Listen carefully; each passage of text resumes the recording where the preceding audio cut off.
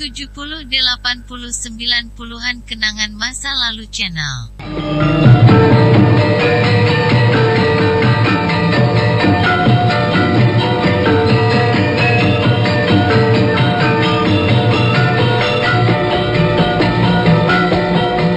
Dalam seri ke-155 ini, didukung oleh para pemain, Harry sebagai Diah Sanggrama Wijaya, Mas Sono sebagai Arda Raja, Idris Apandi sebagai Ramapati, Nusri Nurdin sebagai Lembu Sora, Petrus Urspon sebagai Jaya Katwang, Bambang Jeger sebagai Kebo Mundara, Eli Ermawati sebagai Mesin, Rus dan Dahlan sebagai pedagang, dan Asdi Suhastra pembawa cerita.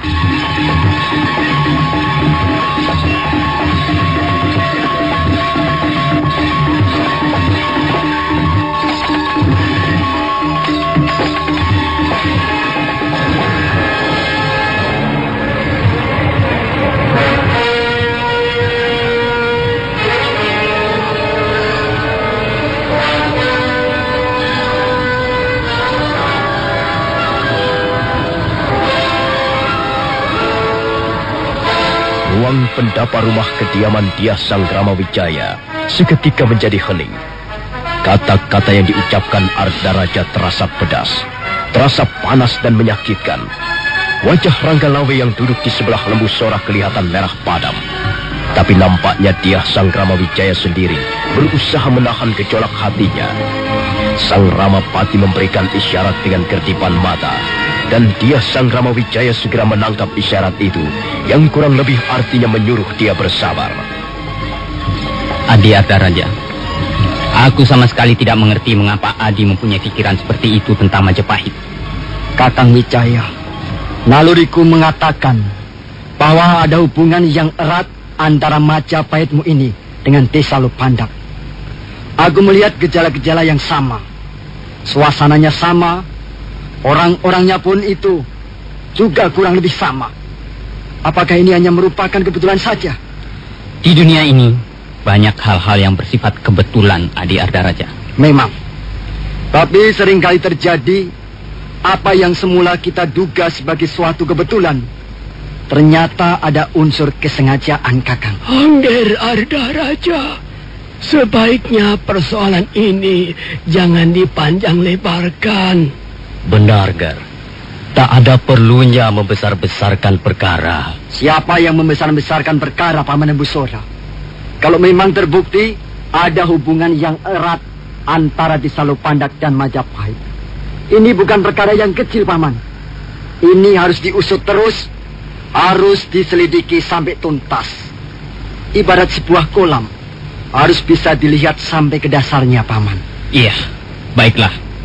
Kalau memang demikian keinginan Adi Arda Raja, silahkan. Tapi kami yakin bahwa Adi Arda Raja tidak akan bisa menemukan apa-apa di dasar kolam. Itu bisa kita lihat nanti, Kakang Wijaya. Aku pun tidak akan menyerah sampai di sini. Sampai kapan seseorang mampu menyimpan bau busuk di dalam tubuhnya? Adi Arda Raja, kalau kita ingin bicara soal aroma, maka kita juga harus tahu keadaan indera penciuman kita. Di halaman depan itu ada banyak macam tanaman bunga. Ada bunga melur, bunga cempaka, bunga kenanga, dan salah satu di antara bunga-bunga itu ada sebuah bunga yang menyebarkan aroma yang amat sedap. Bunga itu adalah bunga sonyaroga. Tapi tentu saja, bagi seseorang yang mempunyai indera penciuman yang tidak sehat, dia tidak akan mampu mencium harumnya bunga sonyaroga. Barangkali yang terjadi adalah sebaliknya. Dia akan mencium bau busuk yang sangat menusuk. Kakang Wijaya, bagaimana kalau seandainya di pedukuhan Majapahit ini ada bunga bangkai? Adi Arda Raja, kami tidak pernah menanam bunga bangkai di tempat yang kami huni selama ini. Entahlah, di tempat lain. Kami tidak tahu. Kakang Wijaya, kau memang pandai bermain dengan kata-kata. Iya. Kau pandai bersembunyi di balik kata-kata. Tapi Arda Raja tidak akan kurang waspada. Sekarang pun, aku sudah mencium bau yang tidak sedap di balik kata-katamu itu. Bau busuk, bau bunga bangkai, Kakang. Adi Arda Raja, kau perlu mengunjungi seorang tabib untuk menyembuhkan indera penciumanmu yang tidak sehat. Kurang ajar. Arda Raja, sudahlah. Hentikan perdebatan yang tidak ada manfaatnya ini. Hamba tersinggung Ayahanda Prabu. Ardaraja, kau tidak perlu mengumbar hawa nafsumu. Kau tahu apa yang aku maksudkan, bukan? Baik, Ayahanda Prabu. Hamba tahu. Nah, pertengkaran ini tadi tidak perlu diteruskan lagi. Kalian bukan anak-anak kecil lagi. Kalian kuanggap sudah cukup dewasa. Karena itu, kuharapkan kalian bisa mengatasi segala permasalahan dengan sikap yang juga dewasa.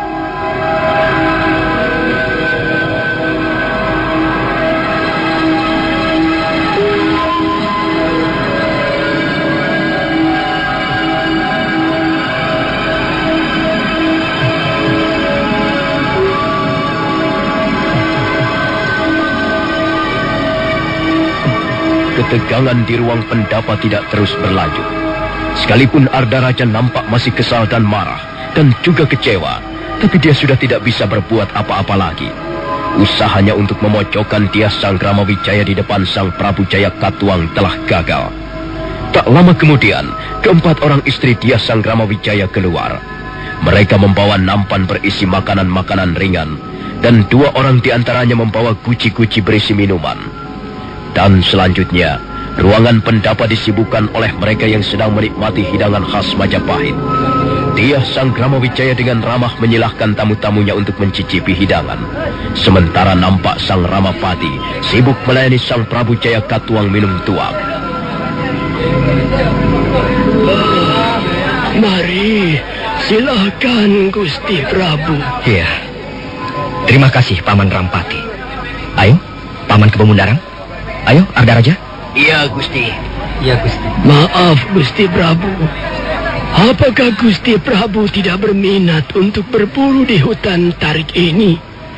Hamba lihat Gusti Prabu juga membawa peralatan untuk berburu. Iya, memang. Semula, memang aku ingin sekali berburu. Tapi sebaiknya aku batalkan saja untuk saat sekarang ini. Kalau misalnya Gusti Prabu ingin berburu, kami dapat menunjukkan daerah perburuan yang mengasihkan.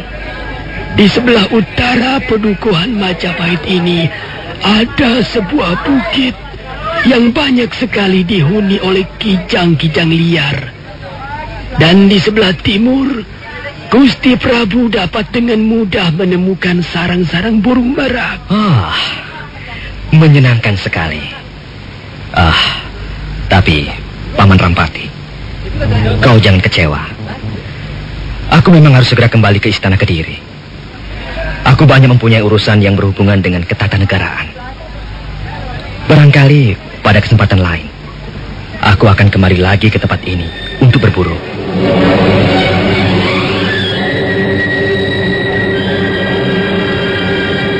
Menjelang lepas tengah hari, Sang Prabu Jayakatwang berpamitan kepada Dyah Sanggramawijaya. Nampak Patih Kebemundarang mengatur prajurit-prajurit untuk bersiap-siap kembali ke Istana Kediri.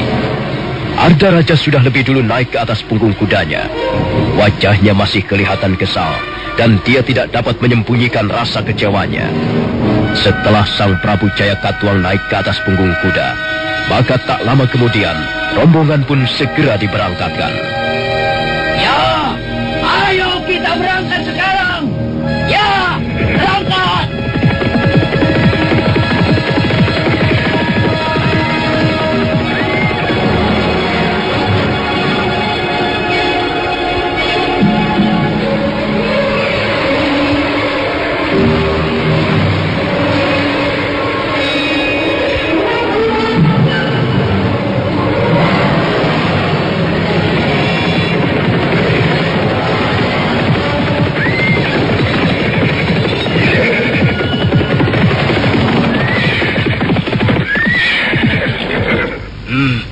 Mengapa berhenti, Gusti Prabu? Aku ingin bicara dengan Ardaraja. Apa yang hendak Ayahanda Prabu bicarakan dengan hamba? Ardaraja, kulihat kau masih nampak kecewa. Memang sebenarnya hamba sangat kecewa, Ayahanda Prabu. Ardaraja, kau adalah seorang pangeran pati. Kau adalah seorang pembesar negara. Kau tidak boleh menampakkan kekecewaan di depan umum. Terlebih lagi di depan orang yang menjadi musuhmu. itu akan bisa membahayakan dirimu sendiri. Benar, Gusti Pangeran. Seorang pimpinan harus mampu menyembunyikan perasaannya. Sebab ada ungkapan yang mengatakan demikian. 2 orang prajurit bertarung dengan senjata pedang ataupun tombak. Tetapi 2 orang pimpinan bertarung dengan raut wajahnya, dengan senyumannya, dengan kata-katanya, dengan penampilannya. Tapi aku sudah tidak sabar lagi, Paman Kepemundarang. Aku kesal.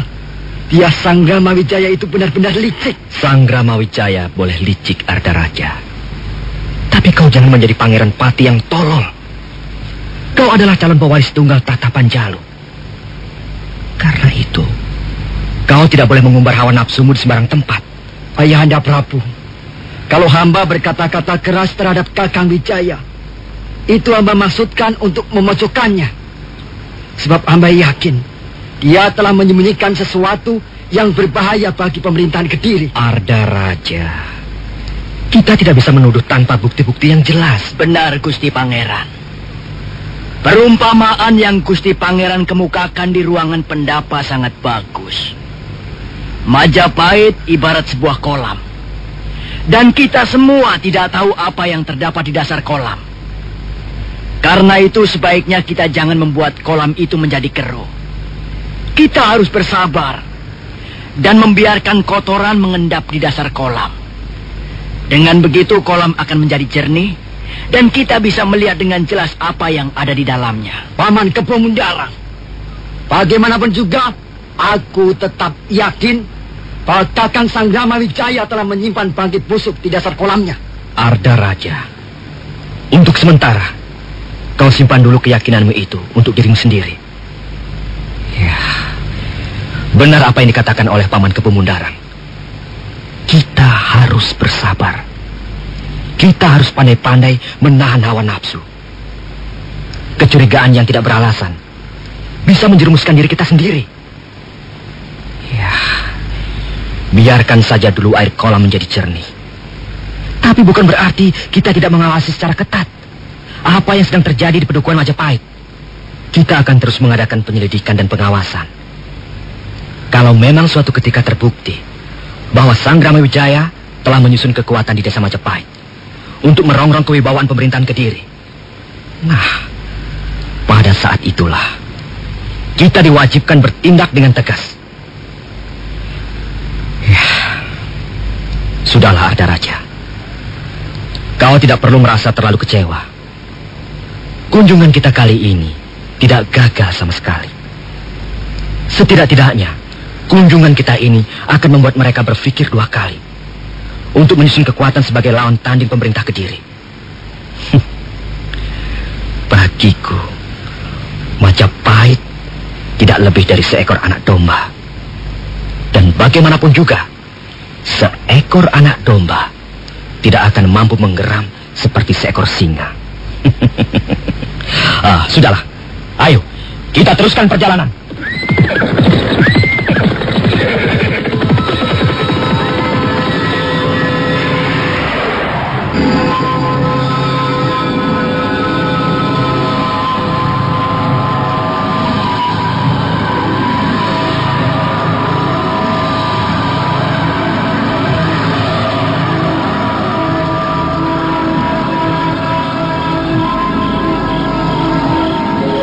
Raja itu memang manusia yang berbahaya sekali. Dia licin seperti belut. Dia juga jahat seperti seekor serigala. Ampun, Gusti Pangeran. Justru sebenarnya yang berbahaya adalah Prabu Jayakatwang sendiri. Memang sepintas selalu dia kelihatannya tidak mencurigai kita. Tapi bukankah kita tidak tahu apa yang terdapat di dalam hatinya? Benar, Gusti Pangeran. Justru Gusti Sanggrama Wijaya harus lebih waspada dalam menghadapi sikap Prabu Jayakatwang. Sikap bermanis-manis muka, senyuman yang ramah, dan tingkah laku yang menarik justru lebih berbahaya karena kita tidak tahu apa yang terdapat di dalamnya. Iya, benar Paman. Lalu sebaiknya langkah apa yang harus kita lakukan sekarang ini? Menurut pendapat hamba, Tidak ada yang bisa kita lakukan selain lebih berjaga-jaga. Benar, Gusti. Penjagaan Majapahit ini harus lebih diperketat. Jangan sampai ada telik sandi pemerintah Kediri bisa menyusup kemari. Baiklah, Paman. Sekarang tolong kumpulkan seluruh warga Majapahit malam ini juga. Oh iya, apakah Kakang Ranggalawi sudah kembali? Oh, sudah, Gusti. Ranggalawe yang sudah kembali bersama calon-calon prajurit Majapahit yang selama ini bersembunyi di dalam goa-goa di sekitar Dukuh Majapahit. Kalau begitu, kumpulkan semuanya di halaman ini. Aku ingin bicara langsung pada mereka. Baik, Gusti.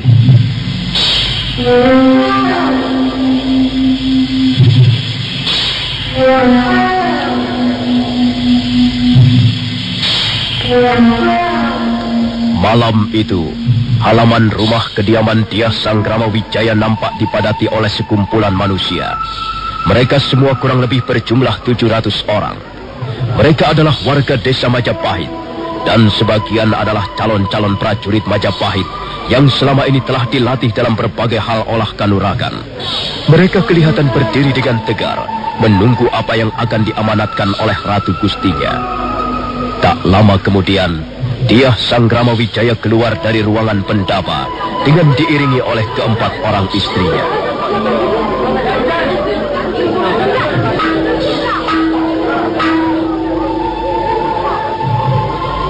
Saudara-saudaraku yang tercinta, untuk kesekian kalinya kita berkumpul di halaman rumah ini. Dan untuk kesekian kalinya pula, aku ingin mengucapkan rasa terima kasih yang besar atas sikap dan dukungan kalian. Selama ini, kita telah membangun desa yang kita namakan Majapahit dengan susah payah. Kita menebang pohon-pohon besar, kita membuka lahan-lahan pertanian, dan kita bercocok tanam untuk menghidupi keluarga kita.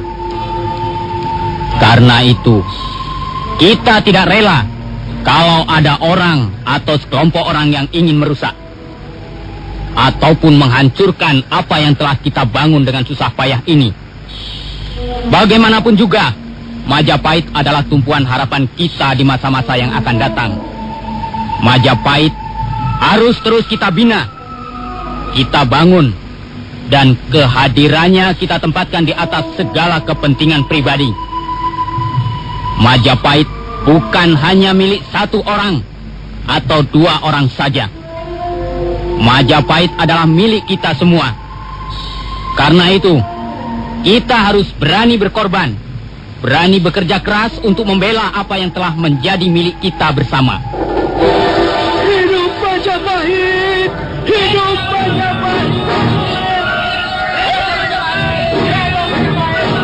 Hidup Gusti Sanggrama Wijaya! Hidup Gusti Sanggrama Wijaya!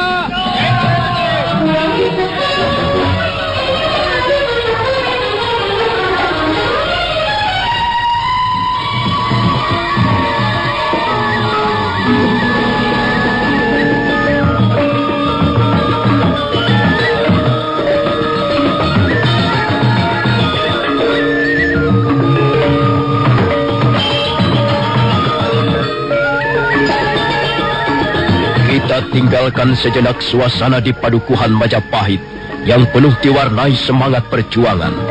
Sekarang marilah kita lihat keadaan di kota Singasari.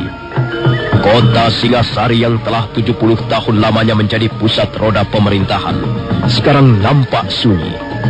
Semenjak roda pemerintahan dipindahkan ke Kediri oleh Prabu Jaya Katuang, kota Singasari seperti ibaratnya seekor macan tak bergigi lagi. Yang tinggal hanyalah puing-puing kejayaan Sri Rajasa atau Ken Arok di masa lalu sebagai pendiri kerajaan Singasari. Namun begitu, Sang Prabu Jaya Katuang masih tetap menganggap perlu kota Singasari dijadikan pusat pemerintahan perwakilan kerajaan Kediri. Dan Mantri Segoro Winotan yang dibekali 2.000 orang prajurit Kediri ditunjuk sebagai penguasa istana Singasari dan sekitarnya. Walaupun kota Singasari sudah menjadi seperti kota tua, namun pasar Singasari yang terletak di sebelah utara alun-alun kelihatannya masih cukup ramai. Setiap 5 hari sekali, Pasar itu menjadi sangat sibuk oleh kegiatan para pedagang yang datang dari berbagai desa di sekitarnya. Kelihatannya kau seorang wanita asing. Kulitmu putih dan wajahmu tidak memperlihatkan wajah yang biasanya dimiliki oleh seorang wanita pribumi. Apakah pendapatku ini benar? Pendapat Tuan tidak seluruhnya benar. Ayahku memang seorang pedagang asing, tapi ibuku seorang wanita pribumi. Aku lahir dari darah campuran. Begitu. Lalu siapa namamu? Nama saya Rara Ramuri. Di mana kau tinggal? Saya tinggal di desa Kacipuri. Kacipuri cukup jauh dari sini. Nah, apakah kau masih ingin makan yang lain? Tidak, Tuan. Sudah cukup. Berapa semuanya? Tunggu. Akan saya hitung dulu ya. 10, 5 kepeng, 2 kepeng. Ya. Semuanya 17 kepeng. Baiklah. Akan saya bayar. Aduh. Ada apa? Uang saya. Uang saya hilang, Tuan. Tidak bisa. Kau mau menipu aku ya? Kau pasti seorang penipu. Kau gembel jalanan. Kau makan seenaknya tanpa mau bayar. Kurang ajar. Kau pasti seorang pencuri. Pencuri! Pencuri! Ada pencuri! Tuan, saya bukan pencuri. Ada pencuri! Saya bukan pencuri, Tuan. Saya bukan pencuri. Ada pencuri! Ada pencuri! Kesehatan, harta yang tak ternilai harganya. Kesehatan harapan kita semua. Jaga kesehatan Anda dengan berkonsultasi kepada ahlinya. Simak konsultasi kesehatan bersama IDI, Ikatan Dokter Indonesia Cabang Pamekasan. Di Indonesia ini banyak sekali masalah-masalah kesehatan ya. Itu sangat kompleks dan yang mengalami masalah kesehatan dapat menjadi sembuh. Kira-kira begitu. Jadi kita ingin sekali Ikatan Dokter Indonesia Cabang Pamekasan ini melihat masyarakat kita yang selalu sehat sehingga dapat bekerja, berpikir dan lain-lain dengan betul-betul untuk pembangunan negara kita ini. Di tengah kelopak mata kami ini ada salah satu kayak jerawat, namun kelihatannya itu nggak enak dipandang begitu. Itu kami mau minta solusinya dari Pak Dokter atau Bu Dokter. IDI Pamekasan di udara setiap hari Rabu jam 10 sampai 11 siang hanya di 1033 Karimata, Kebanggaan Madura. Kecap sedap lebih hitam, kental dan gurih. Kecap sedap lebih hitam, kental dan gurih. Kecap sedap untuk semua masakan, untuk semua makanan. Pakai kecap sedap pasti lebih sedap dari bahan alami. Proses multiplikasi hingga kali penyaringan, higienis dan bergizi. Kecap sedap lebih hitam, kental dan gurih. Kecap sedap, kecap sedap, nikmatnya kecap sedap. Masakan apa saja pasti lebih sedap. Kecap sedap, rasakan bedanya. Assalamualaikum warahmatullahi wabarakatuh. Saya Kapolres Pamekasan, Ajun Komisaris Besar Polisi Anjar Gunadi, bersama 1033 FM Radio Karimata Kebanggaan Madura. Saya mengimbau kepada seluruh masyarakat Pamekasan, kepada para supir, pengemudi, dan pengendara kendaraan bermotor, patuhilah rambu lalu lintas. Hormatilah pengendara lain dan kontrollah emosi Anda. Jangan menggunakan handphone selama mengemudikan kendaraan. Tepikan kendaraan Anda sebelum menerima telepon. Ketika Anda merasa ngantuk, istirahatlah di tempat yang memungkinkan. Ingat, keselamatan adalah pilihan, bukan kebetulan. Wassalamualaikum warahmatullahi wabarakatuh.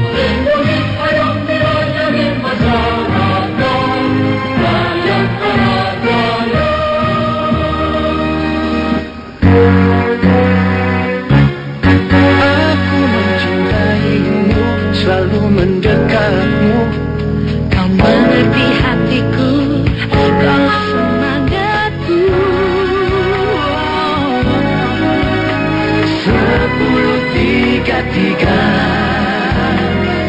Karimata.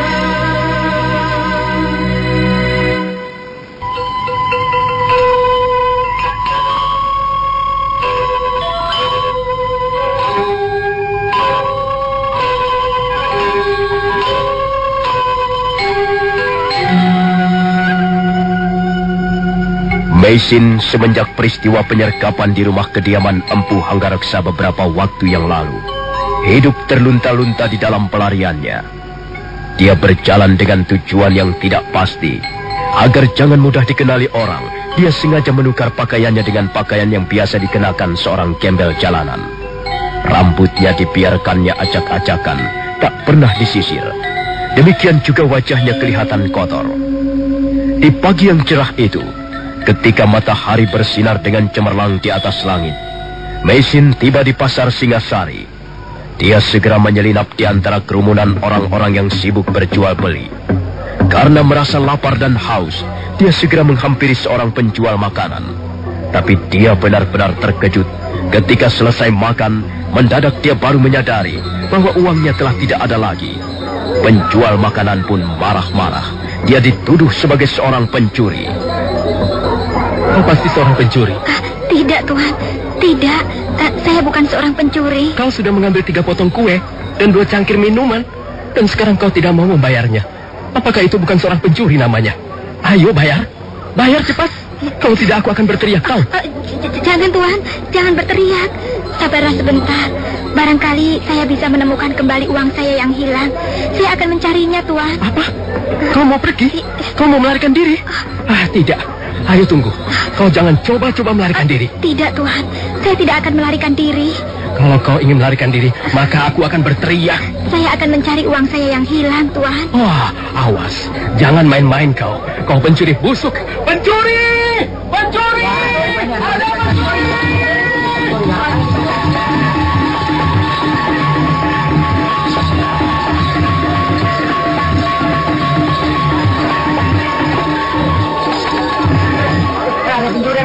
Gimana itu lagi itu? Apa? Siapa yang mencuri?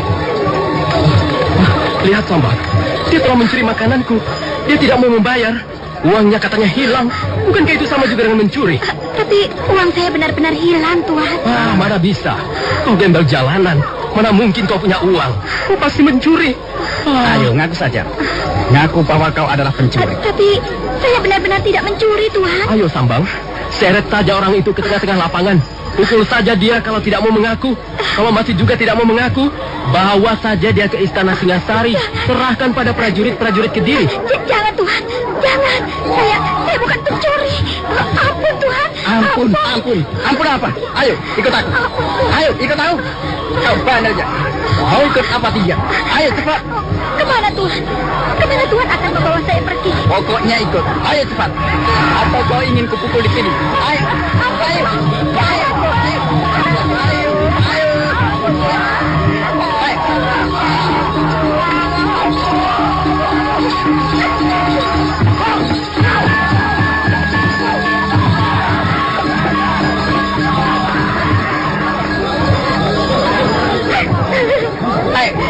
Jadi kau masih tetap keras kepala ya? Kau masih juga tidak mau mengakui perbuatanmu yang tercela itu. Kau pencuri busuk, gembel jalanan, pencuri busuk. Sungguh, Tuhan, saya bukan pencuri. Apa? Saya memang orang susah, tapi saya bukan pencuri. Saya pasti bisa membedakan mana perbuatan yang baik dan mana yang buruk. Pintar ngomong. Aduh. Dengar, kalau kau masih juga tidak mau mengaku perbuatanmu, kau akan kupukul sampai babak belur. Jangan kau kira aku tak kenal wanita-wanita gelandangan seperti kau ini. Wanita seperti kau banyak berkeliaran di sekitar kota Singasari. Mereka pura-pura menjadi pengemis gelandangan, tapi sebenarnya mereka hanya untuk mencari kesempatan pencuri. Orang-orang seperti kau ini mesti ditangkap dan dipenjarakan. Orang-orang seperti kalian ini hanya mengganggu pemandangan di dalam kota saja. Tuhan tidak bisa menuduh tanpa bukti. Kau makan tanpa mau bayar, apakah itu bukan bukti? Saya bukan tidak mau bayar, Tuhan. Uang saya hilang, dan saya bersedia mencari kembali uang saya hingga ketemu. Saya bukan pencuri, Tuhan. Kurang ajar. Kau berani melorot padaku ya? Tuhan sungguh kejam. Tuhan telah berbuat sewenang-wenang. Ya, aku memang kejam. Orang seperti kau ini tidak perlu diperlakukan dengan baik. Nah, rasakan. Sambang, centeng pedagang pasar Singasari itu terus mengayunkan tangannya bertubi-tubi. Mesin mengaduh kesakitan dan beberapa kali dia tersungkur jatuh kena hantaman tangan laki-laki bertampang kasar itu. Mereka yang berkerumun di sekitar tempat itu tak ada yang berani bersuara ataupun campur tangan. Sekalipun di wajah mereka nampak tidak menyetujui sikap Sambang yang kasar dan bengis terhadap seorang wanita. Sambang terus mengayunkan tangannya, tapi mendadak seseorang mencekal pundaknya dari belakang.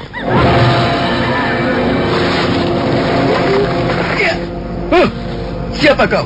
Sabar kawan, sabarlah, tenang. Kau jangan turut campur urusanku. Ayo minggirlah, kalau tidak kau pun akan menjadi sasaran pukulanku. Tenang kawan, aku sama sekali tidak bermaksud mencampuri urusanmu. Aku hanya menaruh iba melihat seorang perempuan yang tidak berdaya dianiaya. Apakah dia sanak familimu? Bukan, dia bukan apa-apaku. Kalau begitu minggirlah. Wanita gelandangan ini sudah berani mencuri di pasar Singasari. Karena itu, dia harus mendapat hukuman yang setimpal. Apakah sudah terbukti bahwa dia mencuri? Itu bukan urusanmu.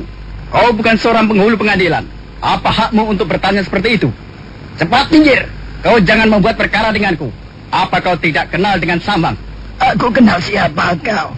Kau adalah Sambang, salah seorang pendekar yang kemudian bercokol di pasar Singasari untuk mencari sesuap nasi. Kurang ajar. Rupanya kau bermaksud menjajal kemampuanku. Rupanya kau mempunyai kebiasaan juga. Aku hanya orang biasa, Sambang. Aku tidak lebih dari mereka yang berkerumun di tempat ini. Aku adalah salah seorang rakyat jelata. Aku bukan pendekar. Aku juga bukan prajurit. Dan lebih-lebih lagi, aku bukanlah seorang centeng pasar. Kau Sambang.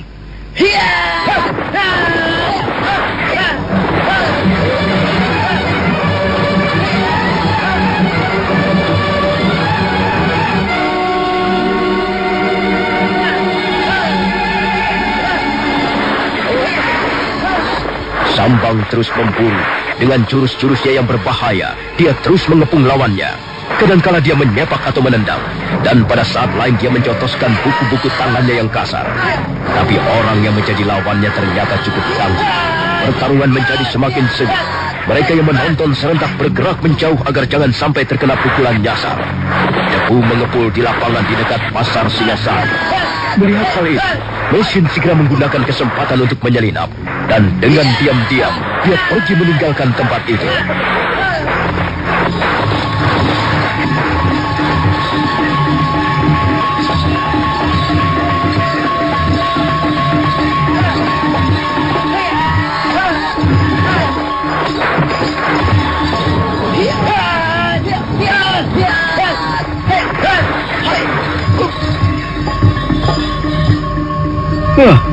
Kurang ajar.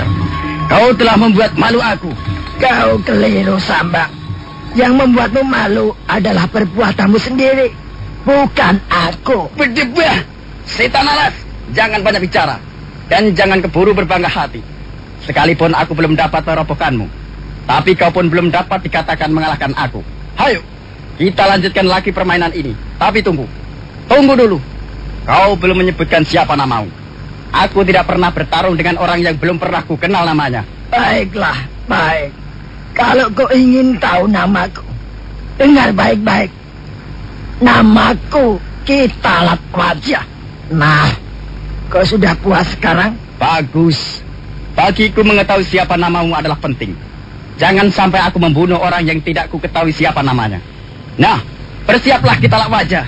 Sambang lalu melompat mundur sejauh 3 batang tombak.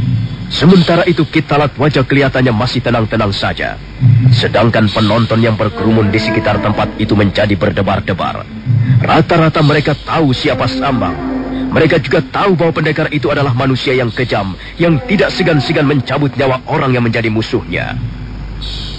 Kitalat Wajah, kalau kau dapat menahan jurus pisau mautku ini, maka aku terima kalah.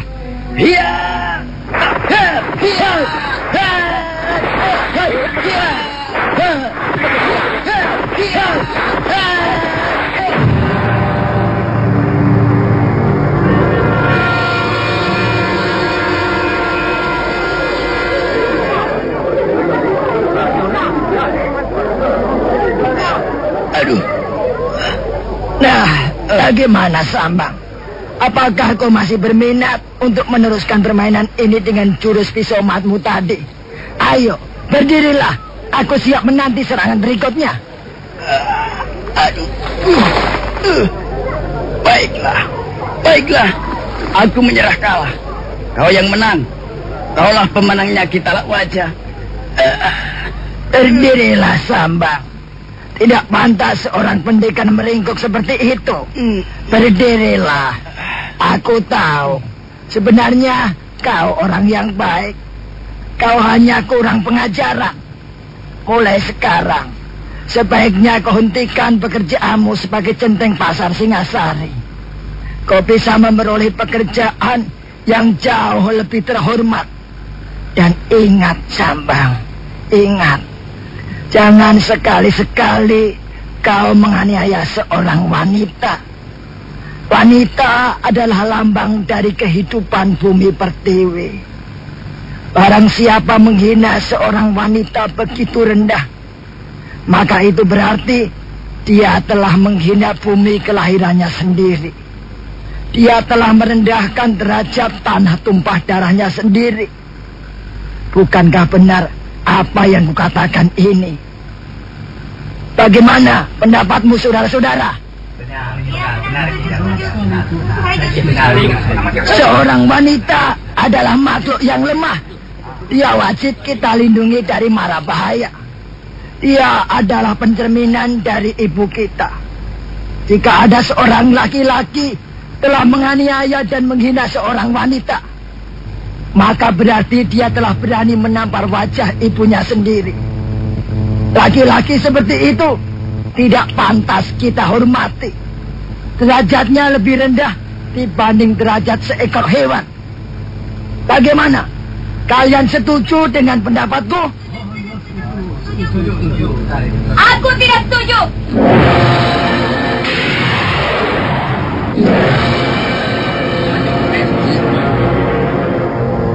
Aku tidak setuju dengan pendapatmu itu, Kitalak Wajah.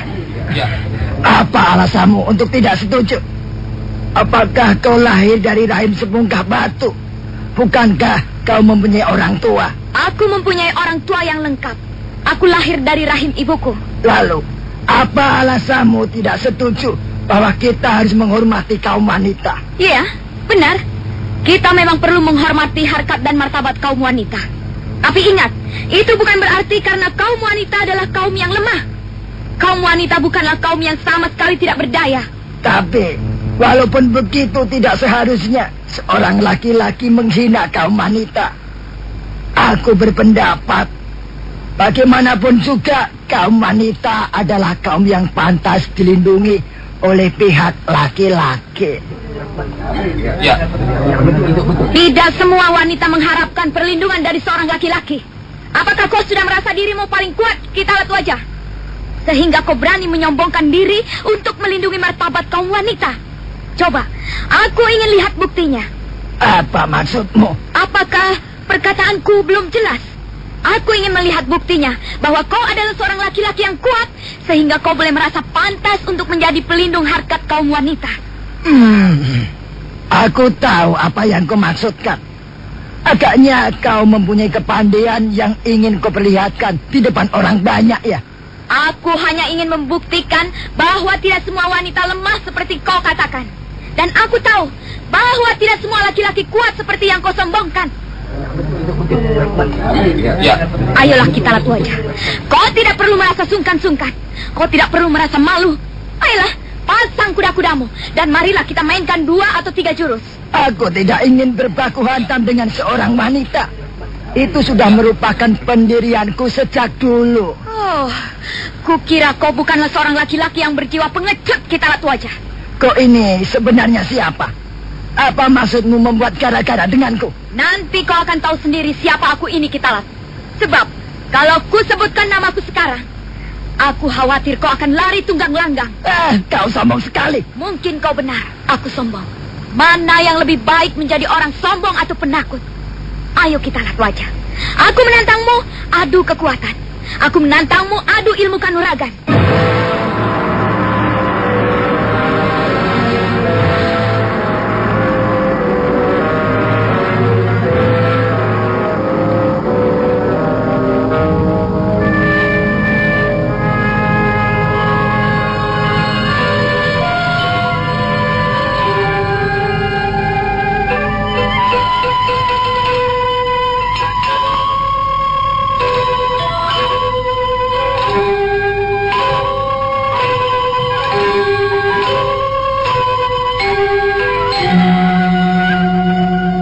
Sebenarnya Ki Talatwaja bukanlah tergolong orang yang mudah marah. Tapi mendengar kata-kata yang diucapkan seorang wanita di depannya, hatinya menjadi panas juga. Wajahnya berubah menjadi merah padam. Nah, bagaimanakah kisah selanjutnya? Siapakah sebenarnya wanita yang berani itu? Dan apa yang akan terjadi antara wanita itu dan Ki Talatwaja? Dan bagaimana pula dengan Meisin? Silakan menunggu seri berikutnya. Sampai jumpa.